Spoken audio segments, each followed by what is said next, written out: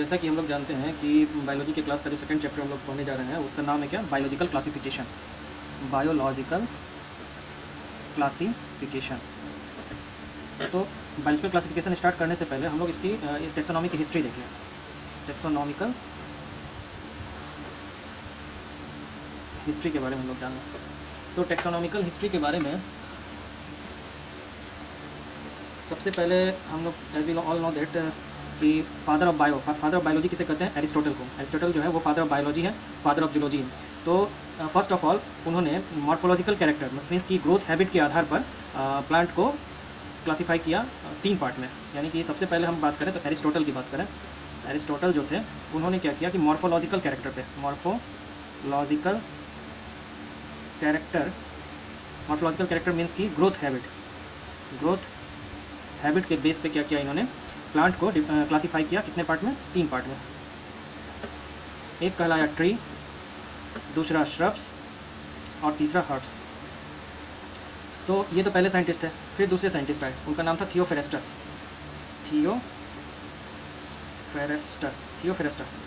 थियोफेरेस्टस को हम लोग एंशिएंट प्लांट टेक्सोनॉमी के फादर के नाम से जानते हैं या फादर ऑफ बॉटनी के नाम से जानते हैं।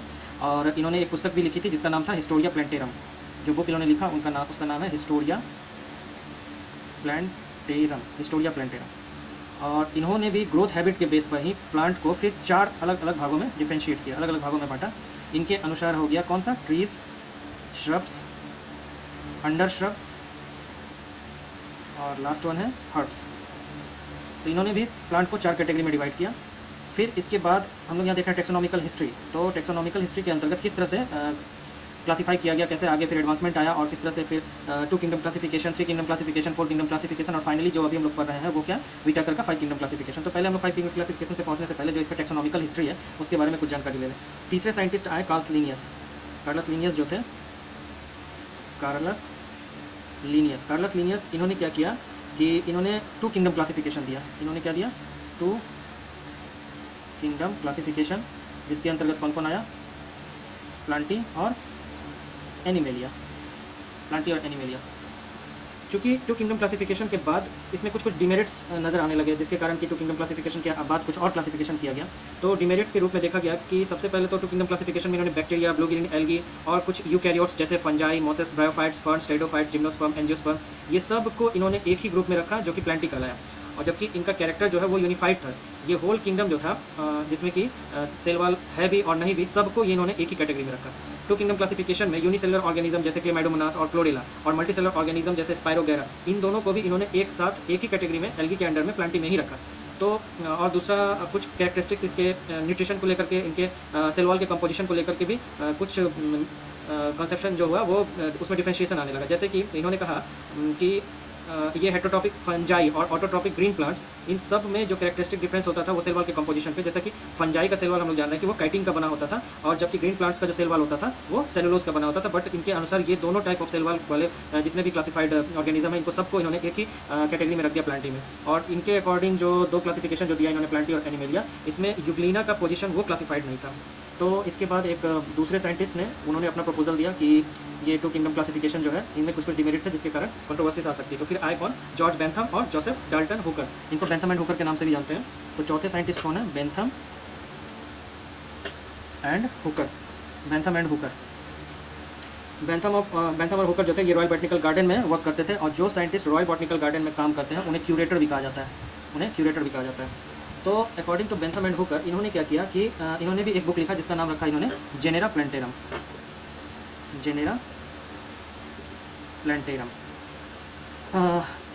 इनका जो क्लासिफिकेशन का क्राइटेरिया था वो था नेचुरल क्लासिफिकेशन। इनका क्या है, नेचुरल क्लासिफिकेशन का क्राइटेरिया जो था वो नेचुरल क्लासिफिकेशन पे बेस्ड था। और इन्होंने सबसे बड़ा जो डिवीजन जो इन्होंने किया, 202 फैमिली का डिवीजन किया इन्होंने। यानी स्पर्मेटोफाइटा जो होता है, स्पर्मेटोफाइटा, इसको इन्होंने क्या किया, 3 कैटेगरी में डिवाइड किया। इसलिए इन्हें 3 किंगडम क्लासिफिकेशन भी कहते हैं, जिसके अंतर्गत इन्होंने डाइकॉट, जिसमें लगभग 165 फैमिलीज़ को रखा। दूसरा जिम्नोस्पर्मी इस कैटेगरी में रखा। और लास्ट जो है वो मोनोकॉट में रखा। जिम्नोस्पर्म में लगभग 3 फैमिलीज़ को रखा। उसके बाद आपको मोनोकॉट में इन्होंने 34 फैमिलीज़ को रखा। तो बेंथम एंड हुकर का क्लासिफिकेशन जो था वो बेस्ड था नेचुरल क्लासिफिकेशन, और चूँकि इनका जो क्राइटेरिया था जो कि बेस था क्लासिफिकेशन का, वो फ्लोरल कैरेक्टर को लेकर के था, फ्लोरल कैरेक्टर को लेकर के था। और चूँकि ये फ्लोरल कैरेक्टर जो होता है ये मोर स्टेबल होता है किसके रिस्पेक्ट में, वेजिटेटिव कैरेक्टर से। Vegetative means root stem leaves के कैरेक्टर, मॉर्फोलॉजिकल कैरेक्टर से ये फ्लोरल कैरेक्टर जो है वो ज़्यादा स्टेबल माना जाता है। बट चूँकि ये एक्चुअल ऑब्जर्वेशन पे बेस्ड था, और इसलिए ये क्लासिफिकेशन जो है वो एक्चुअल ऑब्जर्वेशन पे बेस्ड है। बट बेंथम एंड हुकर जो है ये फाइलोजेनी को फॉलो नहीं किए, जो फाइलोजेनी या फाइलोजेनेसिस जो कहते हैं, यानी इवोल्यूशनरी ट्रेंड जो है उसको फॉलो नहीं किया, क्योंकि फाइलोजेनी के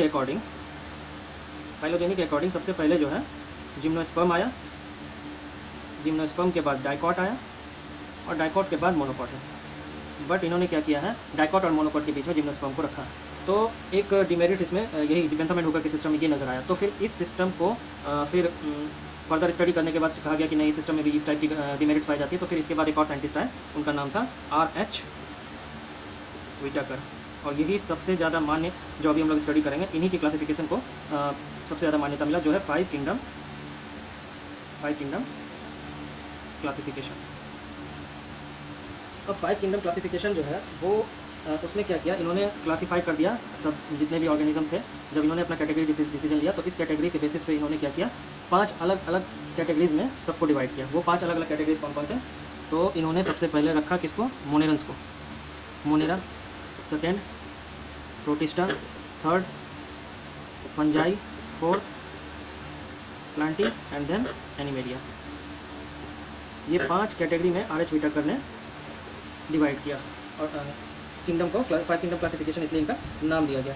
अब इनके क्लासिफिकेशन का जो मेन क्राइटेरिया था वो क्या क्या था, मतलब किस बेस पर इन्होंने ये 5 किंगडम में क्लासीफाई किया। तो इनका क्राइटेरिया था, सबसे पहला क्राइटेरिया था इनका सेल स्ट्रक्चर यानी कि कॉम्प्लेक्सिटी ऑफ सेल कैसा है। दूसरा था इनका थैलस ऑर्गेनाइजेशन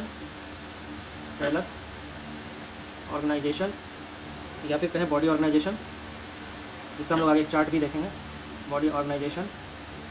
और यहाँ से काफ़ी बार कई क्वेश्चंस भी फ्रेम हुए हैं, जैसे इनके सेल वॉल के स्ट्रक्चर के बारे में कि सेल वॉल किस चीज़ का बना होता है।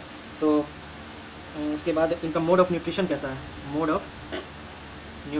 है, किस टाइप से ये लोग ये सभी अलग अलग टाइप से अपना न्यूट्रिशन लेते हैं। तो मोड ऑफ न्यूट्रिशन के बेसिस पे भी इनको 5 अलग अलग किंगडम में डिवाइड किया गया। उसके बाद इनके रिप्रोडक्शन के बारे में, यानी मोड ऑफ रिप्रोडक्शन, किस तरह से ये नए ऑर्गेनिज्म या अपने ऑफ स्प्रिंग को जन्म देते हैं। तो मोड ऑफ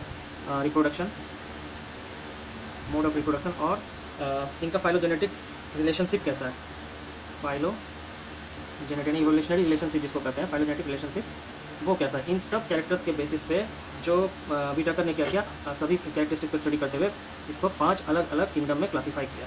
तो ये ही किंगडम ऑफ क्लासिफिकेशन को सर्वमान्य माना गया, और जो अभी हम लोग स्टडी करेंगे वो R.H. व्हिटेकर के 5 किंगडम क्लासिफिकेशन के बारे में ही हम लोग इसकी स्टडी करेंगे।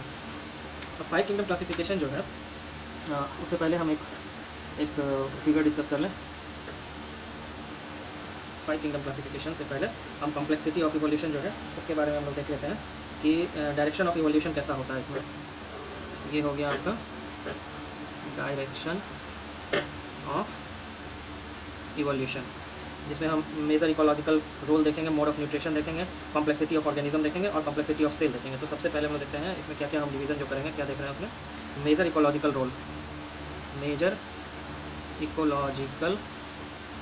रोल। दूसरा हम देखेंगे इसमें मोड ऑफ न्यूट्रिशन। तीसरा देखेंगे complexity of organism,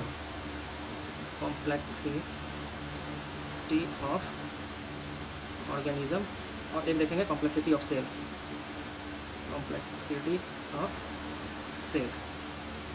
complexity of cell के बारे में हम लोग देखेंगे तो फिर इसको अलग अलग क्राइटेरिया में डिवाइड करते हैं। ये बॉर्डर लाइन हो गया, ये ऑर्गेनिज्म, कॉम्प्लेक्सिटी ऑफ ऑर्गेनिज्म का बॉर्डर लाइन हो गया। उसके बाद आप देख लीजिए यहाँ पे आपका आ जाएगा क्या, इस बॉर्डर लाइन के नीचे जितने हैं वो प्रो कैरियोट होंगे, और इस बॉर्डर लाइन के ऊपर जो है वो यू कैरियोट। यहाँ पे इस बॉर्डर लाइन के जितना भी आएगा वो यूनिसेल्युलर, और इस बॉर्डर लाइन के ऊपर जितना होगा वो मल्टी सेल्युलर। अब देखिए इसमें एक चीज़ और देख लेते हैं मेजर इकोलॉजिकल रोल में, जो कौन क्या क्या रोल करता है। जैसे कुछ आ जाएगा प्रोड्यूसर ग्रुप में आएंगे, जो कि खाना बनाते हैं, कुछ डिकम्पोजर की तरह एक्ट करते हैं, और कुछ कंज्यूमर की तरह एक्ट करते हैं। मतलब भोजन खाने, जो बना बनाया हुआ भोजन उसको खाने का काम करते हैं। अब मोड ऑफ न्यूट्रिशन की बात करें तो कुछ खुद से जो भोजन बनाते हैं उसे ऑटोट्रॉपिक कहते हैं।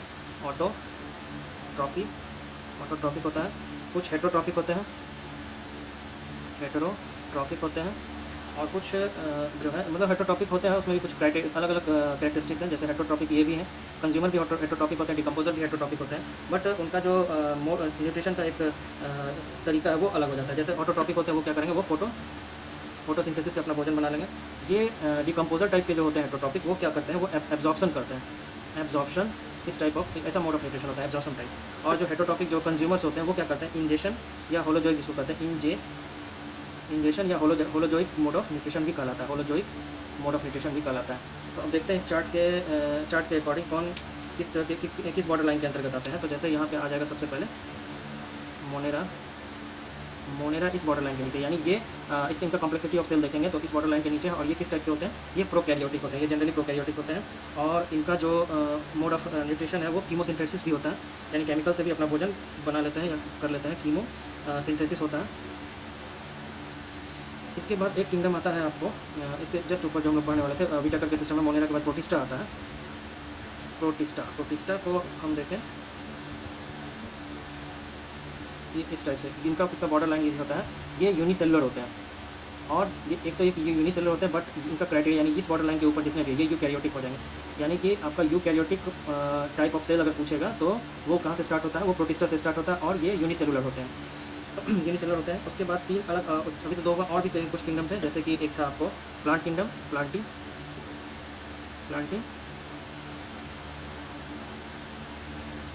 एक था आपको फंजाई,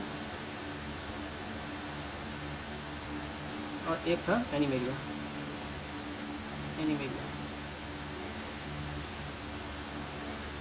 तो इस बॉर्डर की लाइन जितने भी है वो यूनिसेलुलर यूकैरियोटिक होते हैं, जो कि प्रोटिस्टा के अंतर्गत आता है। मोनेरस के बारे में हम लोग देखें कि ये प्रोकैरियोटिक टाइप ऑफ सेल होता है इनमें। तो इसमें से अगर मोड ऑफ न्यूट्रिशन की बात करें तो बहुत सारा इस बॉर्डर लाइन में आ जाए। तो कुछ मोनेरस का मोड ऑफ न्यूट्रिशन हेटरोटॉपिक भी होता है, और कुछ प्रोटिस्टन का भी हेटरोटॉपिक होता है। इवन फंजाई जो होते हैं वो भी हेटरोटॉपिक मोड ऑफ न्यूट्रिशन और जनरली एब्जॉर्प्शन के मेथड से ये अपना न्यूट्रिशन करते हैं। उसी तरह कुछ मोनेरस जो है और कुछ प्रोटिस्टन्स जो है वो फोटोसिंथेसिस भी करते हैं, फोटोसिंथेटिक मोड ऑफ न्यूट्रिशन भी है।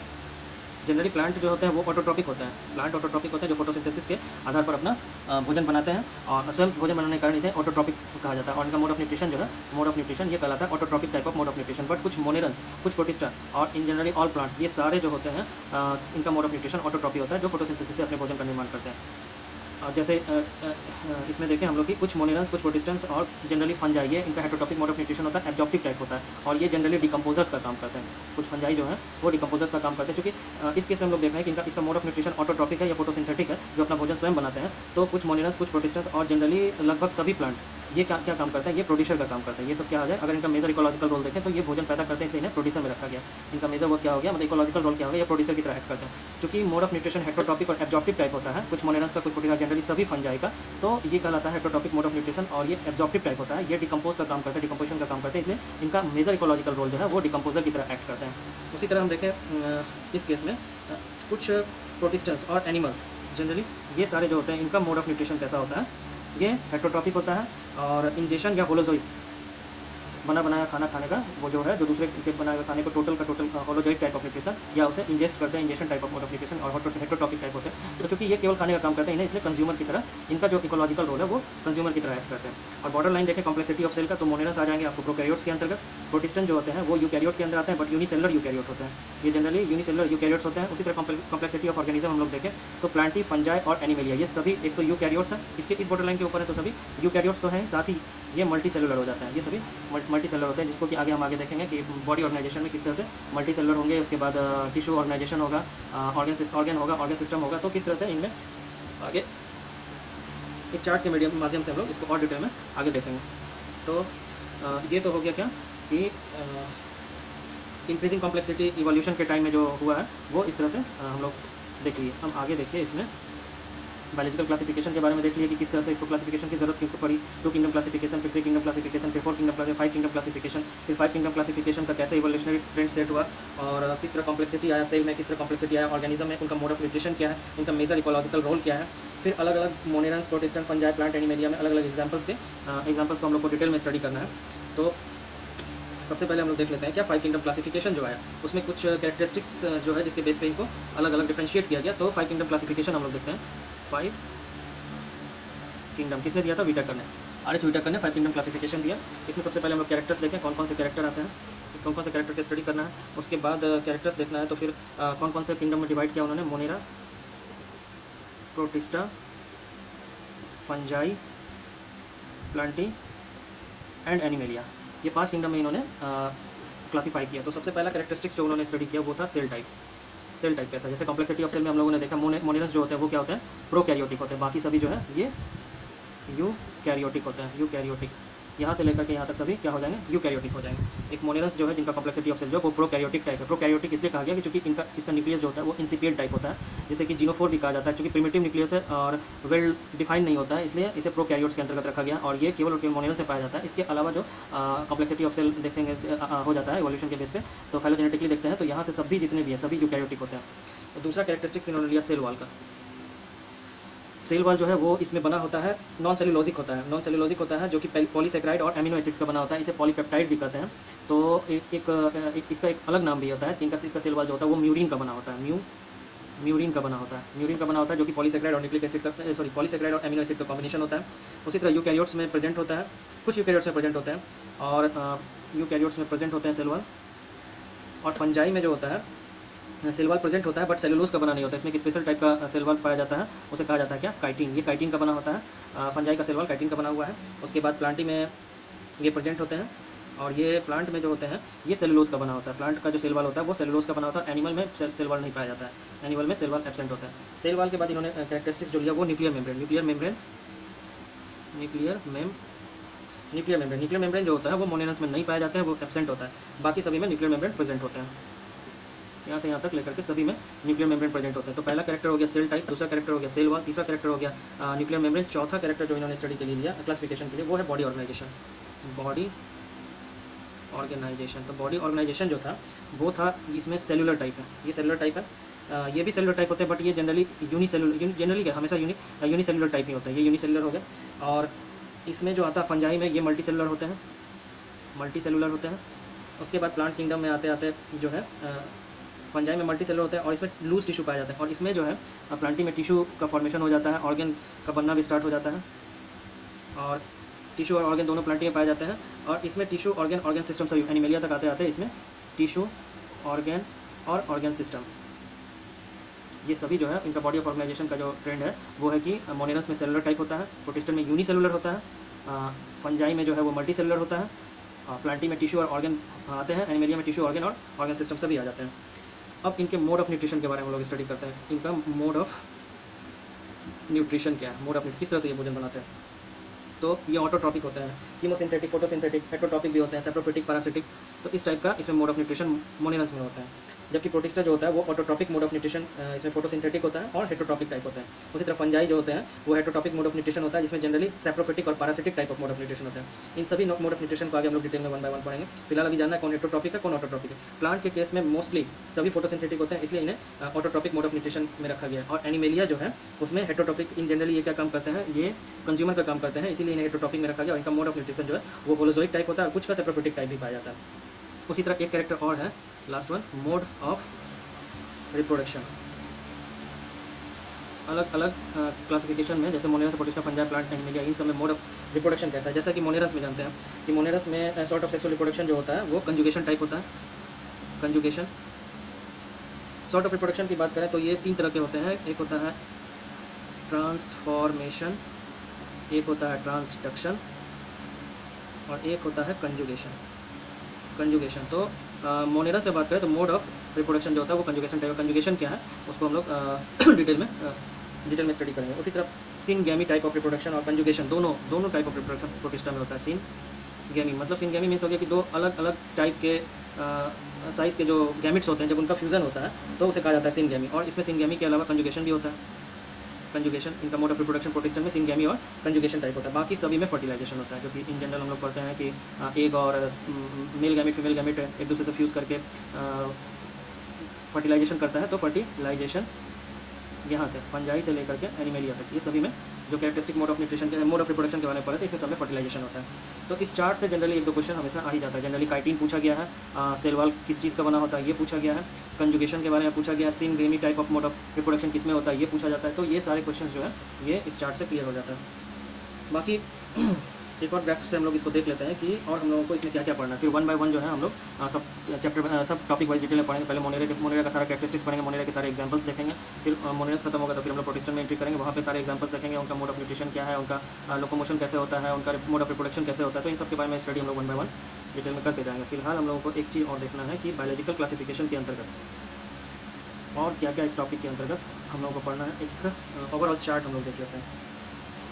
एक ओवरऑल चार्ट हम लोग देखते हैं कि बायोलॉजिकल क्लासिफिकेशन को किस तरह से एक चार्ट के माध्यम से हम लोग इसको एक तरफ आइडिया लगा लेंगे कि किसमें क्या क्या पढ़ना है। तो ये हो गया आपको बायोलॉजिकल क्लासिफिकेशन, ये बायोलॉजिकल क्लासिफिकेशन आ गया। तो सबसे पहले इसमें क्या है कि हम लोग देखते हैं टू किंगडम क्लासिफिकेशन देखें अभी। सबसे पहले क्या है two kingdom classification, two kingdom classification जिसमें कि आपको आ गया क्या प्लांटी और टू किंगडम क्लासिफिकेशन में हम लोग क्या देखें प्लांटी एनिमेलिया, लीनियस में दिया था टू किंगडम क्लासिफिकेशन प्लांटी और एनिमेलिया। उसी तरह इसके बाद हम लोग आ जाते हैं किसमें फाइव किंगडम क्लासिफिकेशन में। इसमें आ जाइए टू किंगडम के बाद ये तो हो गया लीनियस का, कार्लस लीनियस, ये आ जाएगा RH व्हिटेकर। इन्होंने क्या दिया five kingdom classification, five kingdom classification. अब फाइव किंगडम क्लासिफिकेशन में इसमें हम लोग अलग अलग अभी देखें सबका डिटेल कैरेक्टरिस्टिक्स के बेस पे, मोनेरा, प्रोटिस्टा, फंजाई, प्लांटी और एनिमेलिया। ये आ गया मोनेरा, ये प्रोटिस्टा, ये फंजाई, ये प्लांटी, ये एनिमेलिया। ये five kingdom classification RH Whittaker का हम लोग देखें, इसका अलग अलग कैरेक्टरिस्टिक्स भी देखें कि किसमें क्या पाया जाता है। अब हम लोग जब आएंगे यहाँ तक के बाद, जैसे अब हम लोग को क्या करना है, हम लोग को पढ़ना मोनेरा के बारे में। तो बायोलॉजिकल क्लासिफिकेशन में एक क्लासिफिकेशन क्या हो जाएगा मोनेरा। जो मोनेरा हो गया ये चूँकि प्रोकैरियोटिक बता चुके हैं सेलुलर ऑर्गेनाइजेशन के बारे में, ये प्रोकैरियोटिक होते हैं। तो फिर इसके अंतर्गत हम लोग को क्या क्या पढ़ना है। एक पढ़ना है हमको आर्की बैक्टीरिया, आर्की बैक्टीरिया, और एक पढ़ना है हम लोगों को you bacteria, you bacteria, you bacteria, Archie bacteria, you bacteria. Archie bacteria में अलग अलग जो क्राइटेरिया में डिवाइजन किया गया, इसमें हेलोफाइल्स आएंगे। हेलोफाइल्स जनरली एक्सट्रीम कंडीशन जब आता है तो उसमें बैक्टीरिया जीवित नहीं रहता, जैसे एक्सट्रीम नमक हो जाए या फिर एक्सट्रीम हीट हो जाए। बट हेलोफाइल्स वैसे बैक्टीरिया को कहा जाता है जो कि नमकीन पानी यानी खारे पानी में भी जिंदा रहते हैं, तो वो हेलोफाइल्स हो गया। फिर थर्मो, जब मैक्सिमम बहुत हीट ज़्यादा हो जाता है उसमें बैक्टीरिया नहीं जीवित है, थर्मो एसिडोफाइल्स। बट वहाँ भी कुछ ऐसे बैक्टीरिया जो जीवित रहते हैं, उसके बारे में यहाँ पढ़ना है। उसके बाद कुछ जो होते हैं वो मिथेनोजेंस कहलाते हैं, मीथेन गैस का प्रोडक्शन में हेल्प करते हैं, मिथेनोजेंस। ये बैक्टीरिया जनरली जो पैडी फील्ड होता है वहाँ पाए जाते हैं, जो कि इसलिए कहा जाता है कि खेत में जब पानी एल्गल ब्लूम होता है तो वहाँ पे मीथेन गैस का फॉर्मेशन होता है। रूमिनेंट जो कैटल्स होते हैं उनके पेट में भी इस तरह के बैक्टीरिया पाए जाते हैं। उसी तरह यू बैक्टीरिया की बात करें तो यू बैक्टीरिया में जनरली जो होते हैं वो क्या होते हैं, फोटोसिंथेटिक ऑटोट्रॉप्स होते हैं, ऑटोट्रॉप्स जो कि फोटोसिंथेटिक होते हैं। एक होते हैं कीमोसिंथेटिक ऑटोट्रॉप, कीमोसिंथेटिक ऑटोट्रॉप, और एक होते हैं हेट्रोट्रॉपिक बैक्टीरिया। यू बैक्टीरिया के अंतर्गत एक हेट्रोट्रॉपिक आएंगे, heterotrophic, autotrophic, photosynthetic autotrophic, chemosynthetic autotrophic और हेट्रोट्रॉपिक बैक्टीरिया। ये तीनों बैक्टीरिया जो है यू बैक्टीरिया के अंतर्गत आता है। इसी में एक चीज़ पढ़ना है जो स्मॉलेस्ट लिविंग सेल है, स्मॉलेस्ट लिविंग सेल, जिसको कि क्या कहा जाता है माइकोप्लाज्मा, माइकोप्लाज्मा, इसके बारे में स्टडी करना है। तो मोनेरल्स के अंतर्गत हम लोग को इतना चीज़ के बारे में स्टडी करना है। अब दूसरा जो किंगडम हम लोग देखे व्हिटेकर का वो था क्या प्रोटिस्टा, वो था प्रोटिस्टा, ये प्रोटिस्टा। प्रोटिस्टा को फिर क्लासीफाई किया गया है। इसमें क्या क्या पढ़ना है हम लोगों को, प्रोटोजोन्स के बारे में पढ़ना है। प्रोटोजोन्स में जैसे एनिमल लाइक प्रोटिस्ट जो होते हैं उसके क्राइसोफाइट्स पढ़ना है, क्राइसोफाइट्स पढ़ना है। क्राइसोफाइट्स में जैसे डायटम्स और गोल्डन एल्गी ये सब आते हैं क्राइसोफाइट्स में। उसके डाइनोफ्लैजिलेट्स पढ़ना है, डाइनोफ्लैजिलेट्स में जैसे इकॉनलॉक्स, नॉक्टुलोका, ये सब इसके एग्जांपल्स होते हैं, इसके बारे में पढ़ना है। उसके बाद प्रोटिस्टन में एक आते हैं यूग्लिनॉइड, यूग्लिना, पोरोनीमा, ये सब पढ़ना है, यूग्लिनॉइड्स। और एक और है इसमें स्लाइम मोल्ड्स, स्लाइम मोड्स, जिसके अंतर्गत प्लाज्मोडियम के बारे में पढ़ना है, प्लाज्मोडियम, जिसके अंतर्गत जो है हम लोग को प्लाज्मोडियम के बारे में पढ़ना है। ये मोनेरा हो गया, ये प्रोटिस्टा हो गया। प्रोटिस्टा के बाद अगला जो इन्होंने किंगडम क्लासीफाई किया था वो था फंजाई। ये मल्टीसेलुलर होते हैं, जनरली डिकम्पोजर ही होते हैं, तो इसमें भी कुछ अलग अलग हम लोगों को पढ़ना है। जैसे कि इसमें आ जाएगा फाइकोमाइसिटीज़ के बारे में पढ़ेंगे, फाइकोमाइसिटीज़ पढ़ेंगे। उसके बाद एस्कोमाइसिटीज़ पढ़ेंगे, एस्कोमाइसिटीज़ के बारे में पढ़ेंगे। उसके बाद बेसिडियोमाइसिटीज़ पढ़ेंगे, बेसिडियोमाइसिटीज़ पढ़ना है। और एक और एग्जांपल है इसमें ड्यूटेरोमाइसिटीज़, ड्यूटेरोमाइसिटीज़। ये चारों चीज़ जो है फंजाई के अंतर्गत हम लोग को पढ़ना है। तो 5 किंगडम क्लासिफिकेशन में क्या क्या व्हिटेकर का जो दिया, एक मोनेरस में हम लोग देख लिए, एक प्रोटिस्टन में देख लिए, एक फंजाई में देख लिए। फंजाई के बाद प्लांट किंगडम है और एनिमल किंगडम है। इसके अलावा कुछ और ऑर्गेनिज्म है जिनको कि 5 किंगडम क्लासिफिकेशन में नहीं रखा गया है, वो है वायरस, वायरोइड और प्रियॉन्स। इनके बारे में भी हम लोग को पढ़ना है। एक चीज़ और आता है इसमें, लाइकेन। लाइकेन हम लोग को देखना है, लाइकेन क्या है। इसमें 2 कंपोनेंट होते हैं लाइकेन में। एक कहलाता है क्या, फाइकोबायोन्ट, फाइकोबायोन्ट, और एक कहलाता है माइकोबायोन्ट, माइकोबायोन्ट। फाइकोबायोन्ट जो होते हैं वो एल्गल कंपोनेंट होते हैं, एल्गल कंपोनेंट, और माइकोबायोन्ट जो है वो फंगल कंपोनेंट है। और जो एल्गी और फंजाई का जो सिम्बायोटिक एसोसिएशन होता है, जिसमें कि सिम्बायोटिक एसोसिएशन मतलब क्या है कि जिसमें दोनों को एक दूसरे से फ़ायदा पहुंचता है। जो एल्गल कंपोनेंट है वो इससे फ़ायदा ले रहा है और जो फंगल कंपोनेंट है वो इससे फ़ायदा ले रहा है। तो इनके सिम्बायोटिक एसोसिएशन जो होता है उसी का एग्जाम्पल क्या है, लाइकेन। इसी को लाइकेन कहा जाता है। एक ये हो गया, लाइकेन के बारे में पढ़ना है। इसके अलावा हम लोग वायरस, वायरोइड, प्रियॉन्स के बारे में जानेंगे। यानी कि वायरस, इसको किसी क्लासिफिकेशन में जगह नहीं मिला, वायरस, वायरोइड्स और एक है प्रियॉन्स। तो ये टोटल ग्राफिकल मेथड से हम लोगों ने एक मोटा मोटी सिलेबस देख लिया कि इसके अंतर्गत हम लोगों को क्या क्या पढ़ना है। जैसे अब एक थोड़ा छोटा सा डिफिनेशन भी देख लेते हैं। वायरस, वायरस क्या है? तो वायरस जो है वो generally they are non cellular organisms which remain in inert crystalline form outside the living cell. As they infect a cell they take over the machinery of the host cell for killing the host. Virus के बाद जो viroids होते हैं वो infectious agent है और वो virus से छोटे होते हैं, इसलिए उन्हें वायरोइड्स कहा गया। और इन लोगों को कोई अभी 5 किंगडम क्लासिफिकेशन में कुछ जगह नहीं मिला, इसलिए इनको अलग से देखना है कि ये ऑर्गेनिज्म भी होते हैं, वायरस, वायरोइड और प्रियॉन्स। तो ओवर हम लोग को देख लिया कि बायोलॉजिकल क्लासिफिकेशन में पढ़ना क्या क्या है। 2 किंगडम क्लासिफिकेशन लीनियर्स के द्वारा, प्लांटी और एनिमेलिया में। फिर आगे जो डिमेरिट्स को दूर करता गया तो अलग क्लासिफिकेशन की जरूरत पड़ी, सबको अलग अलग रखने की जरूरत पड़ी। तो फिर व्हिटेकर ने क्या दिया, 5 किंगडम क्लासिफिकेशन दिया, जिसके अंतर्गत उन्होंने ऑर्गेनिज्म को डिवाइड किया 5 वर्गों में, जो कि मोनेरन, प्रोटिस्टन, फंजाई, प्लांटी और एनिमेलिया। अब मोनेरस को देखें हम लोग। तो मोनेरस के अंतर्गत हम लोग को आर्कीबैक्टीरिया पढ़ना है और यूबैक्टीरिया पढ़ना है। आर्कीबैक्टीरिया में हेलोफाइल्स, थर्मोएसिडोफाइल्स, मिथेनोजेंस के बारे में स्टडी करना है। वहीं यूबैक्टीरिया में हम लोग देखें उसमें ऑटोट्रोपिक बैक्टीरिया, कीमोसिंथेटिक बैक्टीरिया और हेटरोट्रोपिक बैक्टीरिया के बारे में जानना है। इसी में यूबैक्टीरिया में एक एग्जांपल है स्मॉलेस्ट लिविंग सेल का, माइकोप्लाज्मा जिसे कहते हैं। इस माइकोप्लाज्मा के बारे में स्टडी करना है। दूसरा जो क्लासिफिकेशन हुआ है वो प्रोटिस्टा का, प्रोटिस्टा में हुआ। प्रोटिस्टा के अंतर्गत हम लोग को क्या क्या पढ़ना है, प्रोटोजोन्स के बारे में पढ़ना है। उसके बाद प्रोटोजोन्स के बारे में पढ़ना है। उसके कैसोफाइट्स के बारे में पढ़ना है, डायनोफ्लैगेलेट्स के बारे में पढ़ना है, यूग्लिनोइड्स के बारे में पढ़ना है, स्लाइम मोल्ड, स्लाइम मोल्ड में एक एग्जांपल है प्लाज्मोडियम के बारे में, जो कि बहुत important examination point of view से बहुत इंपॉर्टेंट टर्म है। उसके बाद जो थर्ड जो क्लासिफिकेशन है वो है फंजाई। फंजाई के अंतर्गत हमको फाइकोमाइसिटीज, एस्कोमाइसिटीज, बेसिडियोमाइसिटीज और डिट्रोमाइसिटीज के बारे में पढ़ना है।